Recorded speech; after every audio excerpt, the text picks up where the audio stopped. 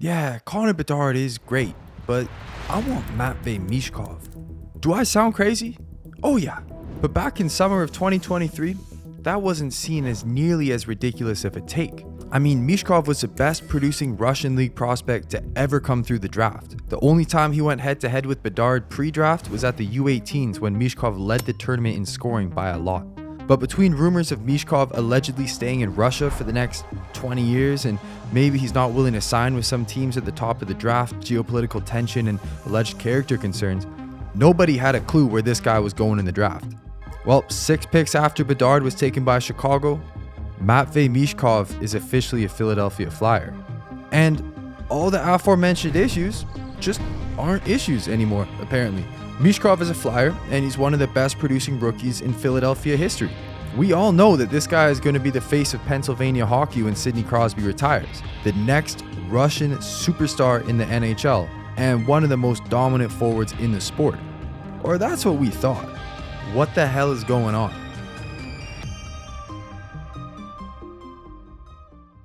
When Matthew Schaefer caught Matvei Michkov on a clear-cut breakaway, it was the start of the 2025-26 preseason. All eyes were on Schaefer. He caught one of the best rookies in the league from last season, took the puck for himself. All anyone cared about was Schaefer, most recent number 1 overall pick, making a standout defensive play. But Mishkov, realistically, should be able to get a shot off here. Why? Okay, well, we got to take a step back. Last season, Mishkov was an incredible player. He was the first Flyers rookie to hit 60 or more points in the last 30 years, and he did it while playing on a pretty unfortunate team. They finished the season 4th last in the league, while the advanced stats said they actually played more like a playoff team, taking everything into consideration. Under head coach John Tortorella, they were actually kind of gross off the rush. You had guys like Owen Tippett who love busting down the wing and getting a highlight.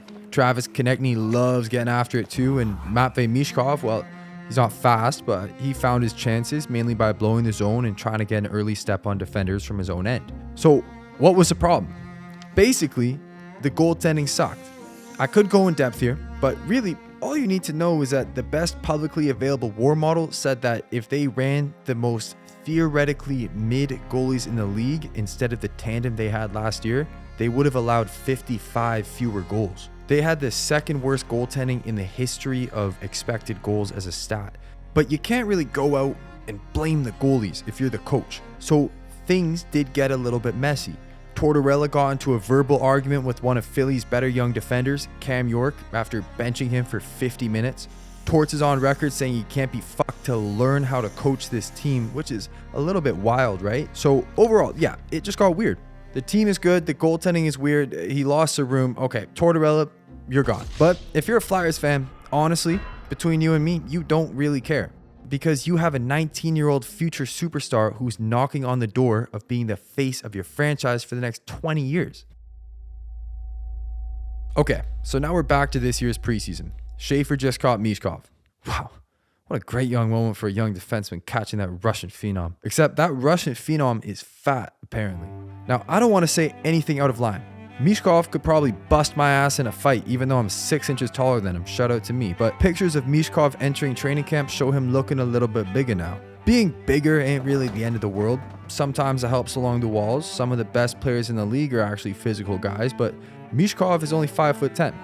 He's never going to be dominant physically. He needs to have agility and a bit of a pop to his game in order to score with the best of them. So this is a problem. Compare the top end speed from this season to last season, Mishkov went from a slower but still respectable skater down to the bottom of the NHL after one offseason. This time last year, Mishkov had 10 bursts faster than his fastest speed from this season. So he's notably slower this year and it's affecting his ability to contribute. But that's not everything. Before being drafted, Matvei Michkov was described as an offensive phenom, the kind of guy that can do everything offensively. In the NHL, so far, it kind of looks like the shot is the biggest standout feature to his game. Now, he's got great offensive IQ, he knows how to find his looks, but the shot is elite. Interestingly, the shooting analytics actually tell us a lot about Mishkov and where this season might be going wrong. When looking at his shooting profile, he's taken a lot fewer wrist shots and snapshots, on pace for about 30% fewer this season on both of them. And at the same time, he's actually becoming a threat for tipped shots and deflected shots. So there's two ways you can kind of look at this. One, Mishkov is playing on puck less and isn't creating his own shots at a high clip. That's a sign that he's being misused or poorly developed. The other line of thinking is that by working off puck a lot more this season, he's opening up the door to maybe some new offensive options for Philadelphia. And on the surface, he's actually doing better than ever at generating high danger chances, though I think there's a bit of a disconnect here. Mishkov's bread and butter is shooting from the right wing, going top cheese. Last season, it was his #1 shot. When Mishkov's parked in the net front, he actually shoots a lower percentage than when he's about 15 feet out from the right side or in the high slot via NHL Edge data. That's a shot he's getting a lot less this season. On paper, he's getting better chances, but for the player, we're looking at 2 years in a row of him not being good at finishing in front of the net.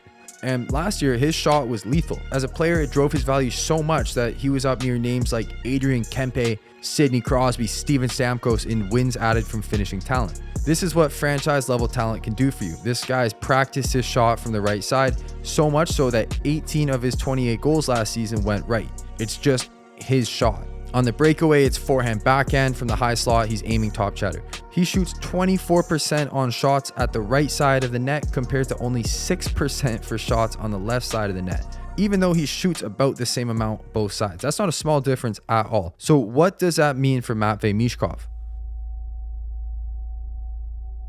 New Philadelphia Flyers head coach Rick Tocchet is the elephant in the room here. I think generally he's the most polarizing coach of the year in recent memory. He won it back in 2024 with the Canucks. Part of this polarization is how he alienates a portion of the fan base playing what's considered a less creative north-south style game. The foundation of this is bringing a center low in the zone defensively. They're always there to offer support while the wingers sit on the rails. Basically, it means they're more or less parked at the face-off dot, hoping to trap the play low or battle for the puck along the half walls. This differs from a lot of other defensive systems where they'll just let the first forward back get behind the goal line to support the defenseman. Tocchet wants a center back there. So naturally, this is not a system that creates a lot of rush offense. And we're seeing this with how they had the second largest drop off in 5v5 open ice dekes from any team year to year, dropping from second in the NHL down to 21st in just one season. But that wasn't the result of Matvei Michkov becoming Helen Keller or whatever. He was 7th on the team in even strength open ice dekes last year. His MO was not attacking a guy with speed and walking him. That's more like the Tippett, Konechny, Kuzmenko. They're the ones stacking up these open ice plays last year. But now, under Tocchet, we want the center low as much as possible. The wingers aren't allowed to blow the zone, and the breakout is much more of a cohesive team action than relying on one guy to catch the puck in the neutral zone. But what that means is Philadelphia is looking at the third best year-to-year improvement in defensive zone retrievals, but without any clear passing options in the neutral zone, they're relying on dump outs more than anyone, seeing the largest year-on-year increase of any team in the league. This is where the first on-ice issues started up with Mishkov and Tocchet. Philly was one of the best rush teams in the league last season, and Mishkov was a big part of that. But like I said, he wasn't walking guys to get his chances. After all, he's just not that fast, even last season. But instead, Mishkov was getting ahead of the play and leaving the zone early, hoping to get a pass in the neutral zone.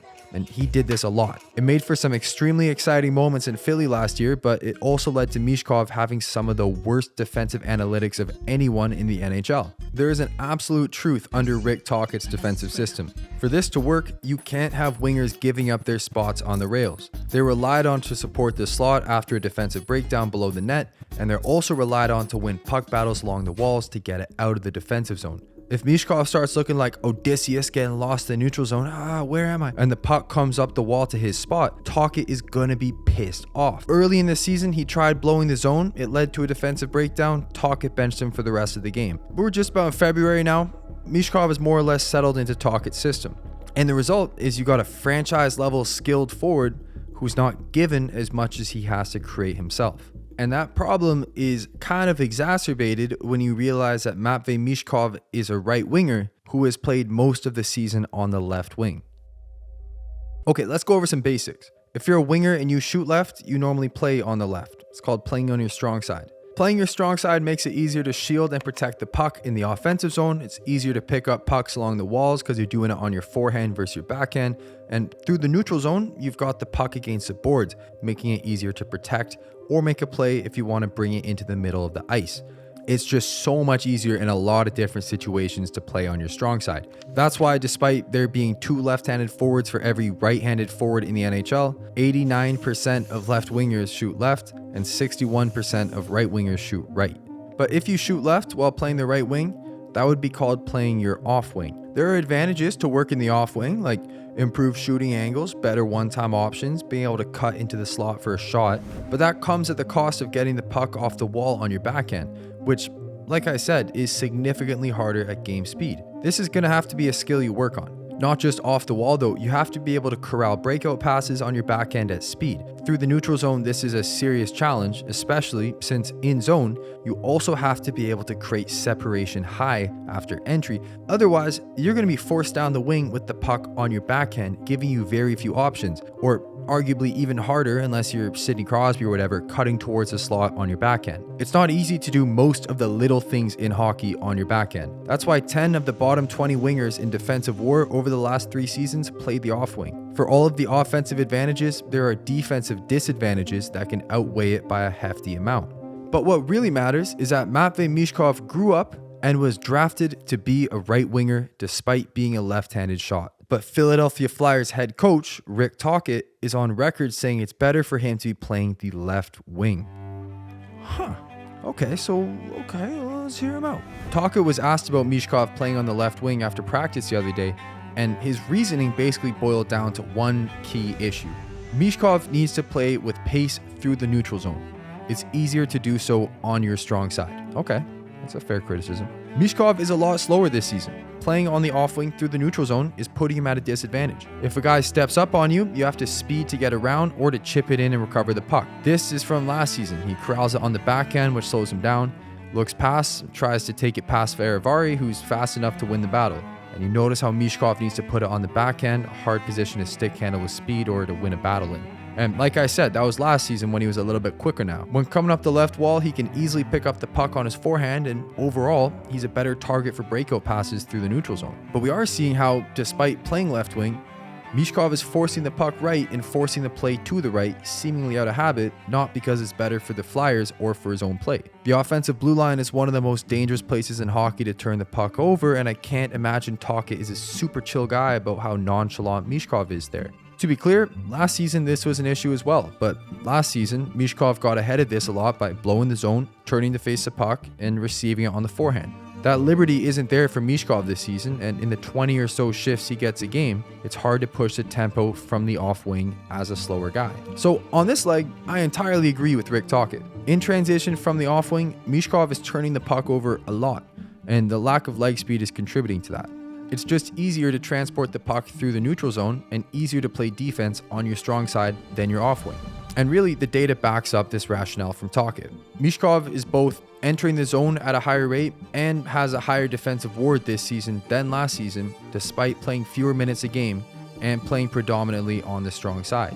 But overall, Mishkov's WAR is a lot lower this season, entirely because he's not shooting and facilitating from the off wing, which is the reason you drafted this guy. Fuck the foot speed, fuck the turnovers, fuck the defensive game. Matvei Michkov is a right winger, and by the Olympic break, it's clear as day that putting him on the left wing is neutering his high-end skill and production while barely developing these safe fundamentals. If a player can create offense and score at such an elite level from the right wing as a teenager, does it really matter that he's turning the puck over or is a net negative defensively? The only reason I can think they are running Mishkov on the left wing, truly, is because Philadelphia is banking on defense-first hockey to raise the floor of this team, hoping for a playoff spot. And that is why Flyers fans are so pissed. The rebuild is not over. If Mishkov does not become a superstar, then who will? Nikita Gribenkin? If there is no superstar on this team, then how are they meant to compete? So what happened to Matvei Michkov? Day 1 of training camp, he's not in game shape. This season, more than ever, under new head coach Rick Tocchet, Mishkov needs to bring a pacey north-south style game to the table. But he's fat. He's Fatvei. Meanwhile, Tocchet's system means he can't blow the zone to find the offensive looks he found last year on the right wing. He can't get ahead and face a puck. He can't lurk deep in the neutral zone. All eyes are on his defensive game. Coach is pissed. You are benched, Fatvei. At the same time, there are too many right wingers on the Flyers, all of whom are exceeding expectations under head coach Rick Tocchet, except for Mishkov. Thus, Matvei Michkov is forced onto the left wing, where his unbelievable shot is not getting utilized to the best of its ability, and while he's getting these high danger chances, they're from the left side of the ice where Mishkov is basically inept. Do I blame Rick Tocchet? No. This team is not the Philadelphia Mishkovs. The fact that guys like Tyson Forster, Bobby Brink, Travis Konechny, Owen Tippett, they're all playing unreal hockey on the right side, on their strong side, it means they deserve that spot. So I guess I blame management, but I feel like this is just a perfect storm for a sophomore slump.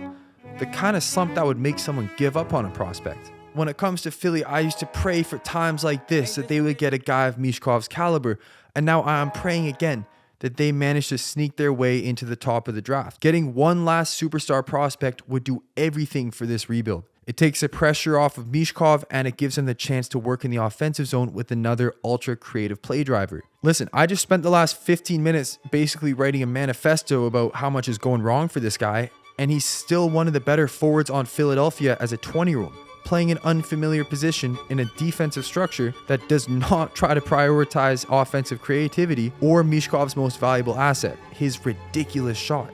I could see this guy hitting 50 plus goals many times in his career. Book it. So, what is wrong with Matvei Michkov? Well, today it's a whole lot.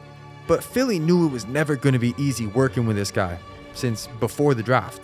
Controversy has, fairly or not, followed this guy forever. I think Matvei Michkov is an absolute nail gun. If there's anyone who's going to get through this controversy, these tumultuous times, living in Rick Tocchet's doghouse, it's Matvei Michkov.